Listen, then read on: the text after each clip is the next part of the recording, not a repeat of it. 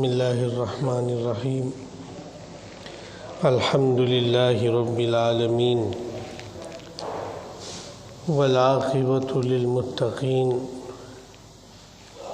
والصلاة والسلام علی سید الانبیاء والمرسلین وعلی آلہ وصحبہ اجمعین اما بعد اذن للذین یقاتلون بأنہم ظلموا وإن اللہ علی نصرہم لقدیر۔ صدق اللہ العلی العظیم۔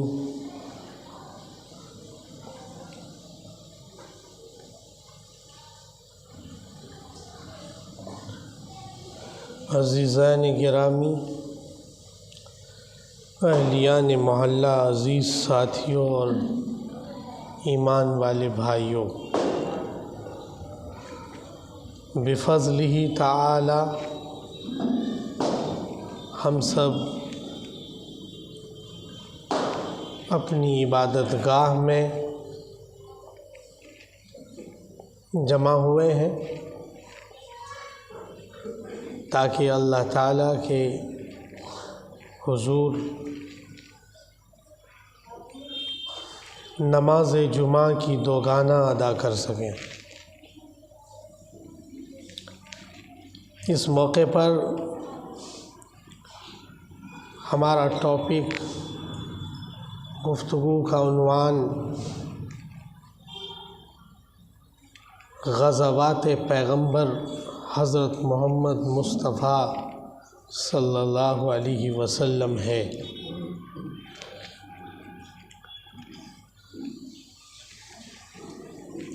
سن 7 ہجری میں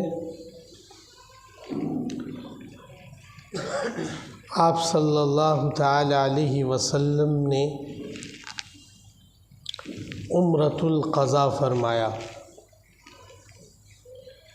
جو سن 6 ہجری میں مکے کے مشرکین نے واپس کر دیا اور جس کے نتیجے میں صلح حدیبیہ ہوئی، اور پھر اگلے سال ایمان والوں کو اجازت ملی کہ آپ نیکسٹ ایئر آ کر عمرہ کر سکتے ہیں، 3 دن کی مکے میں آپ کو رہنے کی اجازت ہوئے گی، اس سے زیادہ مکے میں آپ قیام نہیں کر سکتے۔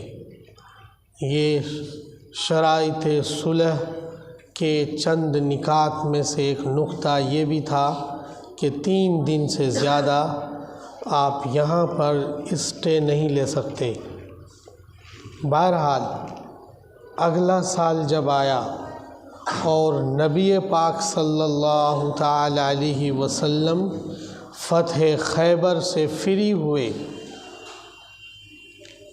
تو فتح خیبر سے فری ہونے کے بعد آپ نے سن 7 ہجری میں ذی قعدہ میں عمرہ کا پلان کیا۔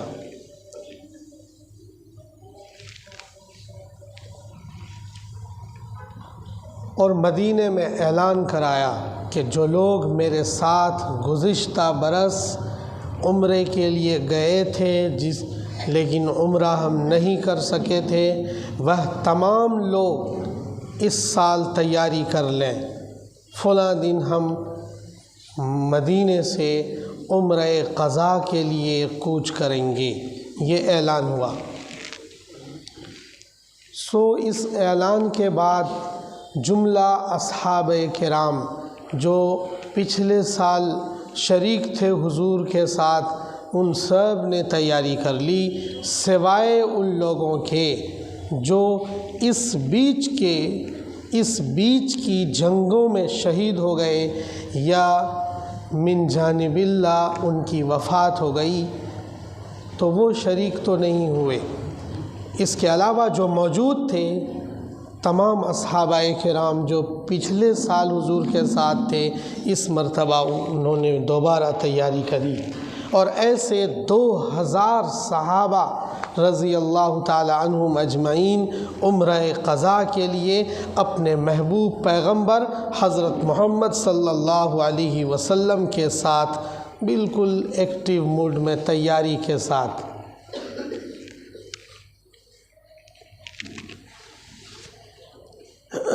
اس مرتبہ عمرہ قضاء کے سفر پر آپ نے جنگی ہتھیار بھی لیے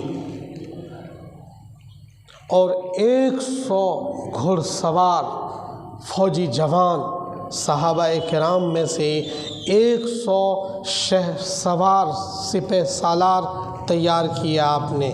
2000 میں سے 100 سپاہی گھڑ سوار تھے. بہت ہوتے ہیں اس طرح کی جنگوں کے اعتبار سے. تیاری کمپلیٹ ہوئی, نکلے ساز و سامان ہتھیار کے ساتھ, فل تیاری کے ساتھ. جب یہ قافلہ مدینے سے روانہ ہوا تو پورے خطے میں کھلبلی مچ گئی کہ حضور نے مکے کا ارادہ کیا ہے اور جملہ صحابہ کرام حضور کے کمپلیٹلی آل ٹو آل صحابہ, آل ٹو آل فوجی جوان, حضور کا ہر ساتھی فوجی کمانڈر تھا. حضور کا ہر ساتھی ایک بے مثال سپاہی اور آرمی جوان جسے کہہ سکتے ہیں, ایسے ٹریننگ کے ساتھ سارے لوگ تھے. کھلبلی مچ گئی خطے میں اور یہ اطلاع مکے تک پہنچی کہ حضور 2000 کے لشکر کے ساتھ عمرہ قضاء کے لیے مکہ آ رہے ہیں.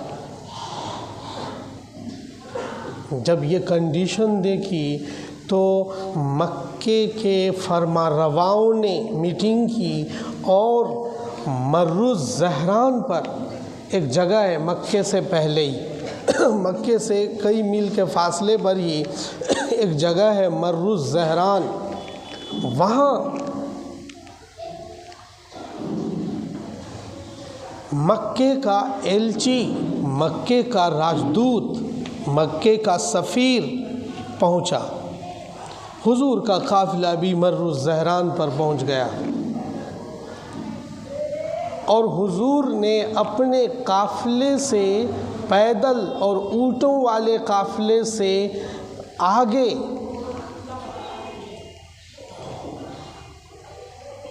جو 100 سوار گھوڑ سوار تھے, وہ فوجی جو گھوڑے پر سوار تھے ان کو آگے رکھا, آگے بھیجا تھا, جسے مقدمۃ الجیش کہتے ہیں. یعنی لشکر کے سے پہلے ہی ایک دستہ روانہ کیا جاتا ہے تاکہ حالات کا جائزہ بھی لے اور کمپلیٹلی آنے والے پیچھے والے لشکر کی پوری ترتیب اور اس کا انتظام بھی کرے. مقدمۃ الجیش کے طور پر جب 100 گھوڑے لگاتار دوڑ رہے تھے تو اس کا لک الگ ہی ہوتا ہے. جب فوجی گھوڑا 100 اپنے رفتار میں دوڑتا ہے تو اس کا منظر ہی الگ ہوتا ہے. مر الزہران پر یہ رکے اور مر الزہران پر اس 100 صحابیوں کا کمانڈر, جو گھوڑ سوار کے کمانڈر تھے محمد بن مسلمہ, ان سے مکے کے ایلچی نے گفتگو کی کہ سنا ہے کہ آپ سب لوگ پورے ہتھیار کے ساتھ مکے میں انٹر ہونا چاہتے ہو اور ہماری یہ صلح حدیبیہ کی شرائط اور اس کے نکات کے خلاف ہے. اس میں یہ طے ہوا تھا کہ نیکسٹ ایئر جب آپ عمرے کے لیے آئیں گے تو بغیر ہتھیار کے آئیں گے اور آپ لوگ سب کے سب ہتھیار سے لیس ہو کر آ رہے ہو, مکے میں انٹری نہیں ملے گی. آپ صلی اللہ علیہ وسلم نے ان کو بتا دیا تھا کہ جب یہ بات آئے گی تو ان کو بتا دینا, اور اتنے میں حضور کا قافلہ بھی پہنچا تو آپ نے ان کو بتایا کہ ہم ہتھیار لے کر نہیں داخل ہوں گے, مر الزہران پر کئی صحاباؤں کی نگرانی میں سارے ہتھیار جمع کر دیے گئے، اور اب حضور اپنی ایک تلوار کے ساتھ مکے کی طرف چلے۔ کیونکہ حضور نے فرمایا شرائط صلح میں جو طے ہوا تھا ہم اس کی خلاف ورزی کرنے نہیں آئے ہیں، یہ ہم اپنی سیفٹی پرپس سے لائے ہوئے ہیں کہ اگر کوئی واقعہ پیش آیا تو ہمارا ہتھیار ہمارے ساتھ ہے، پر ہم مکے میں جب انٹر ہوں گے تو کوئی ہتھیار ہمارے ساتھ نہیں جائے گا سوائے معمولی چیزوں کے۔ چنانچہ آپ نے مر الزہران پر ہی سارے ہتھیار وہیں رکھے اور اپنے کچھ صحاباؤں کی ڈیوٹی لگا دی کہ یہاں ہتھیار کی حفاظت کرنے کے لیے، اور سارا 2000 کا قافلہ تقریباً یہ مکے میں انٹر ہوا، اور 3 دن تک ان کو اجازت ملی تھی۔ جب یہ 2000 لوگ مکے میں داخل ہوئے اور بالکل خانہ کعبہ کے قریب داخل ہوئے تو اب تو وہاں آس پاس میں گھر مکان نہیں ہے، تب آس پاس میں ہی گھر تھا۔ کہتے ہیں کہ خانہ کعبہ میں جو کلاک ٹاور ہے، وہ جو گھڑی سی دکھتی ہے، آپ یوٹیوب پر دیکھتے ہوں گے، کلاک ٹاور کی طرف سے جو انٹری کا دروازہ ہے وہاں آگے چل کر واش روم کا ایریا ہے، کئی تہخانے بنے ہوئے، سب میں واش روم ہے۔ کہتے ہیں کہنے والے کہ ادھر ابو جہل کی حویلی تھی، ادھر کیا تھا، اب وہاں کی سرکار نے ابو جہل کی حویلی میں واش روم بنا دیا ہے۔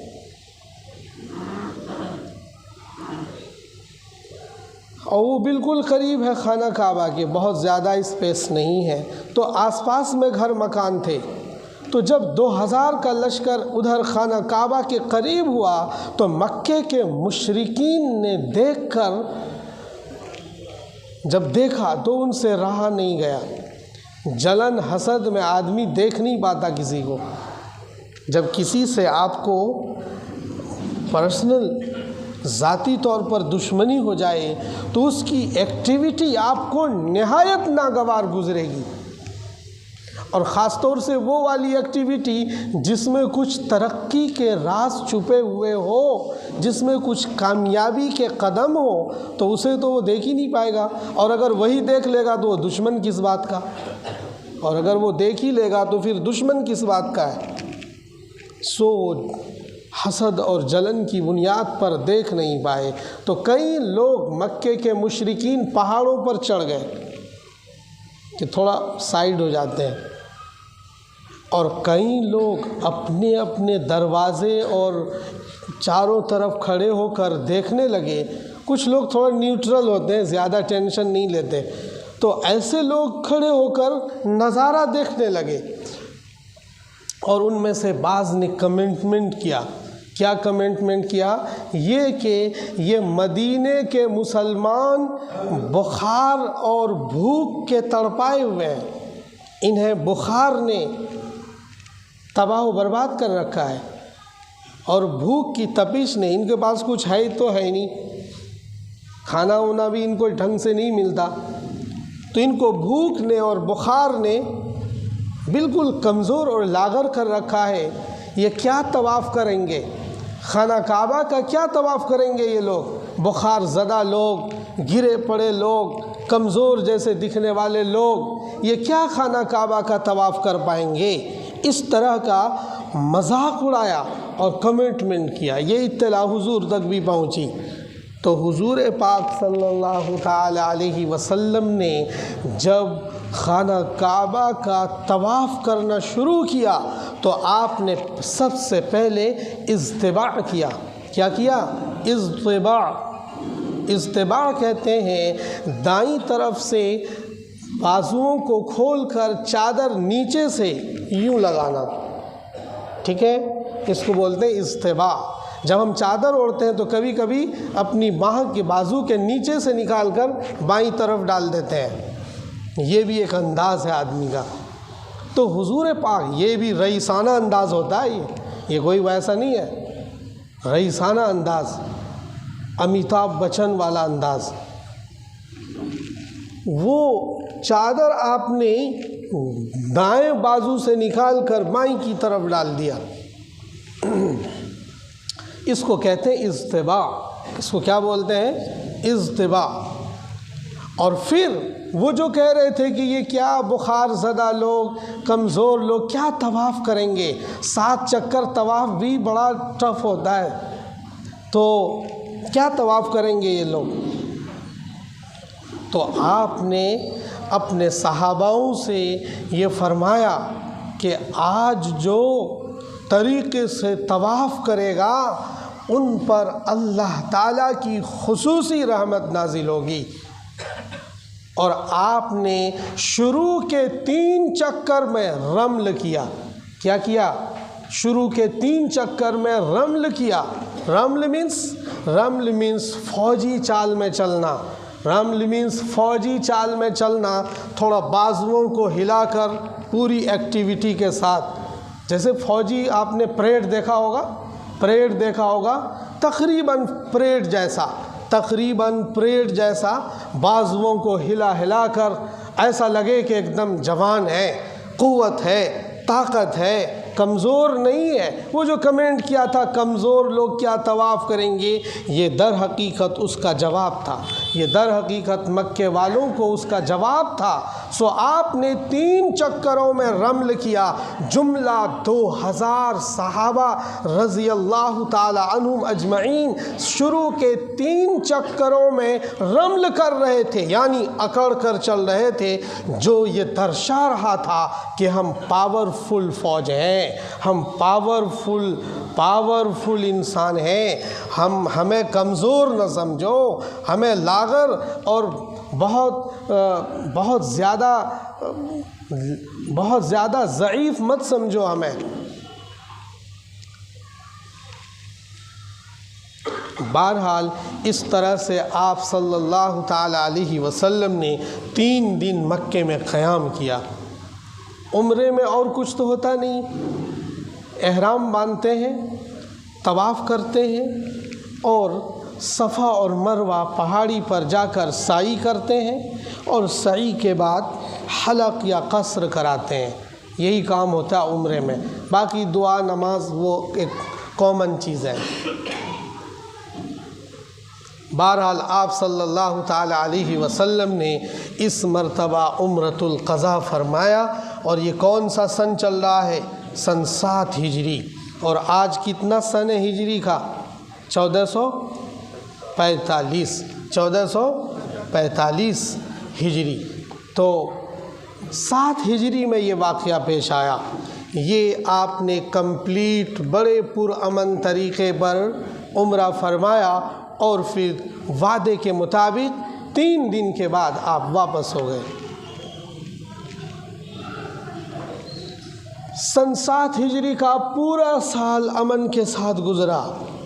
جب 8 ہجری شروع ہوئی تو 8ویں ہجری میں آپ صلی اللہ علیہ وسلم نے بادشاہوں کے پاس، جو الگ الگ ملکوں کے شہنشاہ تھے، راجہ مہاراجہ تھے، ان کو دعوتی خطوط لکھے۔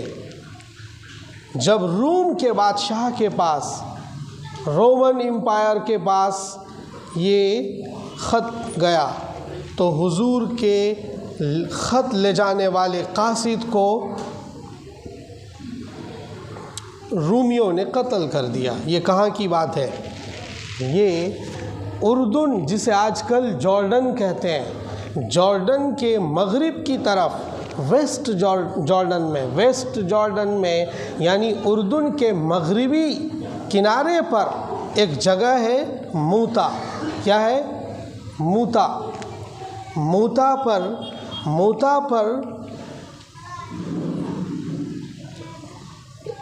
یہ واقعہ پیش آیا۔ ویسے یہ خط لے کر تو بادشاہ کے دربار میں پہنچا قاصد حضور کا، لیکن وہاں کے قبائلیوں نے، وہاں کے لوگوں نے انہیں قتل کر دیا۔ اور اس زمانے میں بھی راجدوت کو قتل کرنا یہ ملک کی پالیسی کے خلاف تھا۔ جب یہ آپ کو پتہ چلا کہ ہمارے قاصد کو قتل کر دیا گیا ہے، تو آپ نے 3000 کا مختصر سا لشکر تیار کیا۔ کتنے ہزار کا؟ 3000 کا لشکر، جس کا امیر، جس کا سپہ سالار اور قائد کس کو بنایا؟ حضرت زید ابن حارثہ کو۔ سیکنڈ کمانڈر بنایا حضرت جعفر طیار رضی اللہ تعالی عنہ کو، اور تھرڈ کمانڈر بنایا حضرت عبداللہ ابن رواحہ کو، حضرت عبداللہ ابن رواحہ کو، یکے بعد دیگرے، فرسٹ سیکنڈ تھرڈ۔ کیسے کہ اگر فرسٹ شہید ہو گیا تو سپہ سالار سیکنڈ کون بنے گا؟ حضرت جعفر، جو حضرت علی کے بھائی ہیں۔ کس کے بھائی ہیں؟ حضرت علی کی طرح بہادر انسان، اکیلا سینکڑوں فوجیوں پر حاوی، اکیلا ہی میدان کا شہ سوار تھا۔ حضرت جعفر رضی اللہ تعالی عنہ کو سیکنڈ کیا بنایا؟ سپہ سالار، اور تھرڈ نمبر کا حضرت عبداللہ ابن رواحہ کو۔ یہ اس بات کی چیتاونی تھی کہ یہ تینوں شہید ہوں گے۔ اس کے بعد آپ صلی اللہ تعالی علیہ وسلم نے نامزد یکے بعد دیگرے نامزد نہیں کیا، 3 کو نامزد کیا۔ تو بہت سے باریک بین صحابی، بہت سے سیاسی صحابی اس بات کو سمجھ رہے تھے کہ کہیں ایسا تو نہیں کہ ان کی شہادت مقدر ہو، جو حضور پاک صلی اللہ تعالی علیہ وسلم نے فراست نبوت سے یا وحی کے ذریعے سے جان لیا ہو۔ بہرحال آپ صلی اللہ تعالی علیہ وسلم نے اس فوج کو 3000 کے لشکر پر روانہ فرمایا، اور بڑا دور، اتنے دور کی لڑائی ابھی تک نہیں ہوئی تھی، لیکن اس لڑائی میں نبی پاک صلی اللہ تعالی علیہ وسلم شریک نہیں تھے، علی مرتضیٰ شریک نہیں تھے، اور بھی کئی ایک بزرگ صحابہ شریک نہیں تھے، دوسرے اور لوگ تھے۔ بہرحال 3000 کا لشکر روانہ ہوا۔ ادھر بازنطینی لوگوں کو، ادھر رومیوں کو پتہ چلا کہ لشکر آ رہا ہے، تو انہوں نے تیاری کر لی، پہلے سے تیار تھے، پہلے سے پاورفل طاقت تھی اس زمانے کی، جیسے آج امریکہ ہے۔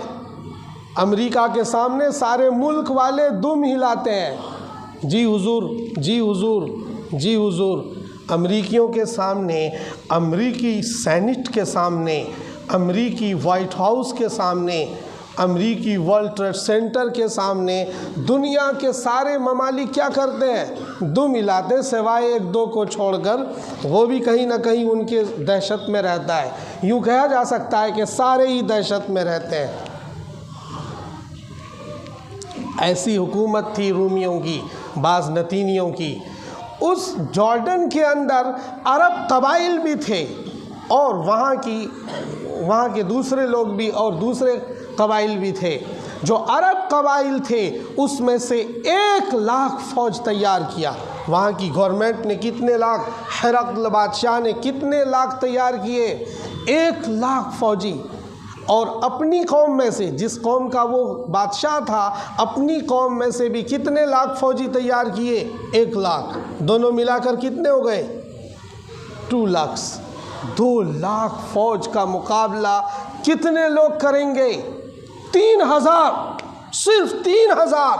یہ ایسی دنیا کا یہ ایسا عجوبہ ہے جو کوئی عقل مند سوچ کر بھی حیران رہ جاتا ہے۔ جب کتاب کے پنوں پر یہ پڑھتا ہے کوئی مورخ، کوئی تاریخ دان، کوئی سیرت نگار، کوئی مضمون نگار، تو پڑھ کر وہ حیرت میں پڑ جاتا ہے۔ اور یہ واقعہ اپنے آپ میں محیر العقول ہے کہ 3000 لوگ، 2 لاکھ فوج، ایسی فوج جو زمانے کی سپر پاور ہو، تمام تر ہتھیاروں سے لیس ہو، اس سے ٹکرائے گی، اس سے ٹکرائے گی۔ یہ آج بھی لوگ سن کر انگشت بدندہ رہتے ہیں، وہ سوچنے پر مجبور ہو جاتے ہیں، یہ کیسی قوم ہے، یہ کیسی طاقت ہے، ان کے دل دماغ پر کتنا یہ ہمت کے چٹان اور پہاڑ اور بہادر ہیں۔ جب یہ 3000 کا لشکر میدان میں موتا میں پہنچا، اس کا نام ہے جنگ موتا۔ کیا کہتے ہیں اس کو؟ جنگ موتا کہتے ہیں۔ جب وہاں پہنچے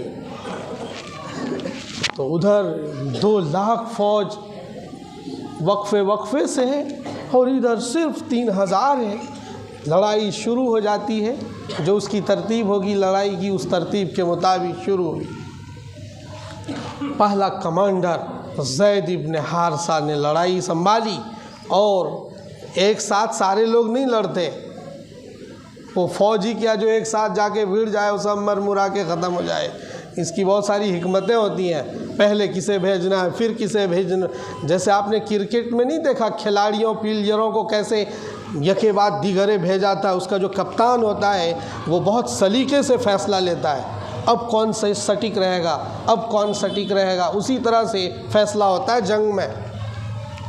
زید ابن حارثہ چونکہ کمپلیٹلی سپہ سالار، فرسٹ سپہ سالار تھے، اس لیے لڑائی شروع ہوئی، اور تھوڑی دیر کے بعد زید ابن حارثہ رومیوں کے نیزوں کے تلے دب گئے اور شہید ہو گئے۔ اللہ ان کے درجات کو بلند فرمائے۔ اور پھر اب کس نے کمان سنبھال لی؟ جعفر طیار، علی مرتضیٰ، حیدر کرار کے سگے بھائی علی جعفر طیار نے، جعفر ابن ابی طالب نے کمان سنبھال لی، اور خوب لڑائی ہوئی، خوب ہزاروں رومیوں کو مارا، ہزاروں رومی کو جہنم رسید کیا۔ اس کے بعد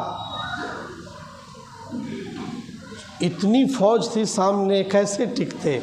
یہ بھی شہید ہو گئے۔ جعفر رضی اللہ تعالیٰ عنہ بھی کیا ہو گئے؟ شہید ہو گئے۔ 3rd نمبر کے سپہ سالار کون تھے؟ حضرت عبداللہ ابن رواحہ، انہوں نے کمان سنبھال لی، اور زبردست خون ریزی ہوئی۔ تقریباً 20,000 رومیوں کا قتل عام کیا۔ چھوٹی سی جماعت نے کتنے لوگوں کو مارا؟ 20,000 رومیوں کو مارنا آسان نہیں تھا۔ 20,000 رومیوں کو مارنے کے بعد پوری رومی سلطنت کپ کپانے لگی، اس میں گھبراہٹ اور تھر تھراہٹ جیسی کیفیت طاری ہو گئی، اور سوچا کہ یہ اتنے مختصر لوگ ہیں اور ہماری طاقت سے کیسے ٹکرا رہے ہیں، ہمارے 20,000 جوانوں کو انہوں نے قتل کر دیا۔ پورے سینٹ، ان کی جو بھی پارلیمنٹ ہوگی اس میں میٹنگیں ہونے لگی، پارلیمنٹری نظام بیٹھنے لگا اور میٹنگ پہ میٹنگ ہونے لگی۔ اب تیسرا کمانڈر عبداللہ ابن رواحہ بھی اتفاق سے شہید ہو گئے۔ اتفاق سے کیا ہو گئے؟ مقدر تھا اللہ کی طرف سے، شہید ہو گئے۔ اب 4تھے نمبر پر حضور نے فرمایا تھا کہ اگر تینوں شہید ہو جائیں، یہی اشارہ تھا، یہی جملہ اشارہ تھا کہ تینوں شہید ہوں گے، اگر تینوں شہید ہو جائیں تو پھر لشکر کے لوگ خود ہی اپنا امیر بنائیں گے۔ اب تینوں کی شہادت کے بعد لشکر نے فیصلہ کیا، عرب کا بے مثال جانباز حضرت خالد ابن الولید ابھی نو مسلم تھے، ابھی وہ کچھ دنوں پہلے تک وہ کن کی طرف سے لڑتے تھے؟ حضور کے اینٹی گروپ کی طرف سے لڑتے تھے، مکے کے مشرکین کی طرف سے لڑتے تھے، لیکن نو مسلم تھے، لیکن جانباز تھے۔ عجیب ہنر تھا لڑائی کا، عجیب ہمت اور حوصلے کا چٹان۔ کس نے پورے لشکر نے کس کو امیر بنا دیا؟ تینوں سپہ سالار کی شہادت کے بعد حضرت خالد ابن الولید رضی اللہ تعالیٰ عنہ کو۔ خالد ابن الولید نے ایک زبردست پالیسی اپنائی، اپنی 200 300 400 100 سپاہیوں کا الگ الگ دستہ بنایا، اور رات کو پہاڑیوں کے الگ الگ دامن میں چھپایا، پہاڑیوں کے الگ الگ دامن میں ان کو چھپایا، اور یہ کہا کہ صبح ہوتے ہی ایک دم سے وقفے سے دستہ دوڑتا ہوا گھوڑوں پر ہماری طرف آئے۔ اس سے یہ کیا میسیج جائے گا سامنے مخالف گروپ میں کہ مدینے سے کمک آ گئی، مدینے سے فوجی امداد آ گئی، مدینے سے مسلمانوں کے مزید فوجی لڑاکے آ گئے۔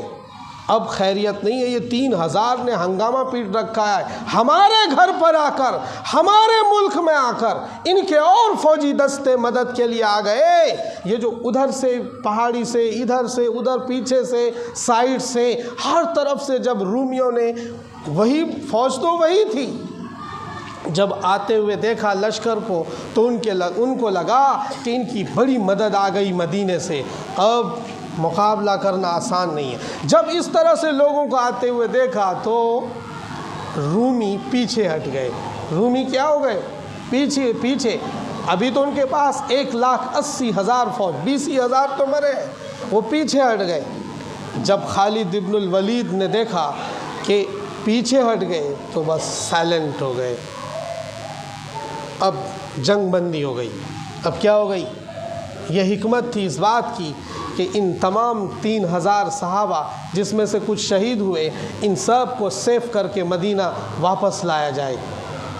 اتنا ہی دبدبہ بٹھانا تھا، اتنا ہی رول ادا کرنا مقدر تھا کہ 2,00,000 فوج کو 3,000 مختصر سی جماعت للکار سکے اور انہیں یہ بتا سکے کہ محمد کے جوانوں میں، محمد کے فدائیین میں، محمد کے صحابہ رضی اللہ تعالی عنہم اجمعین میں کتنا دمخم ہے۔ جب پورے اس زمانے کے اعتبار سے اطراف میں، علاقوں میں یہ خبر پہنچی کہ محمد کے صحابہ نے رومیوں کے لشکر کو للکارا اور انہیں تہہ کیا، 20,000 جوانوں کو مارا، تو ان کی دہشت پورے خطے میں، اطراف میں، علاقے میں اور زیادہ بیٹھ گئی۔ یہ بہت ہوتا ہے جو آج کل ہو رہا ہے، بہت بڑی بات ہوتی ہے، شاید میری بات سمجھ میں آ رہی ہو۔ للکارنا بھی بہت بڑی چیز ہوتی ہے، للکارنا بھی بہت بڑا کام ہوتا ہے۔